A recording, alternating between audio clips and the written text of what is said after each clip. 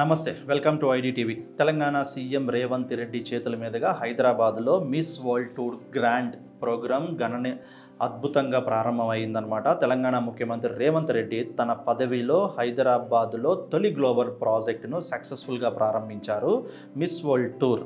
ఈ కార్యక్రమంలో భాగంగా చౌమల్లా ప్యాలెస్లో జరిగిన ఘనమైన ఓపెనింగ్ సెరమనీలో ముఖ్యమంత్రితో పాటు సినీ ప్రముఖులు అలాగే తదితర మంత్రివర్గం మొత్తం కూడా పాల్గొనడం జరిగింది.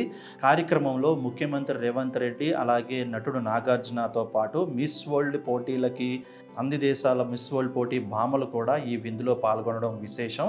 అందరితో కలిసి మంత్రివర్గం మొత్తం కూడా చాలా బాగా విందు చేశారు. అలాగే ఈ ఈవెంట్కి వచ్చిన స్పందన ఒకసారి చూసినట్లయితే ఇప్పటికే అన్ని షోలు అమ్ముడిపోయాయన్నమాట.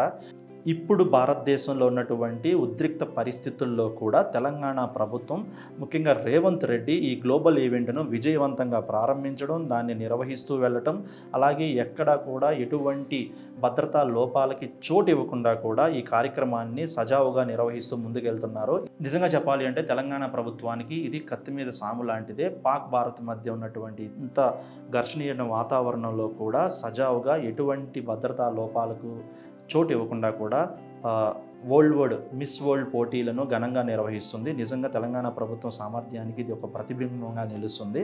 మిస్ వరల్డ్ టూర్ హైదరాబాదును ప్రపంచం పట్ల ప్రాముఖ్యత పెంచేసిందనమాట ఒక్కసారిగా. ముఖ్యంగా ఇలాంటి పరిస్థితుల్లో ఇటువంటి పెద్ద మొత్తంలో ఇంత గ్రాండ్గా ఇంత బిగ్ ఈవెంట్ నిర్వహించడం అనేది తెలంగాణ ప్రభుత్వానికి నిజంగానే ఒక మైలురాయిగా నిలిచిపోతుంది.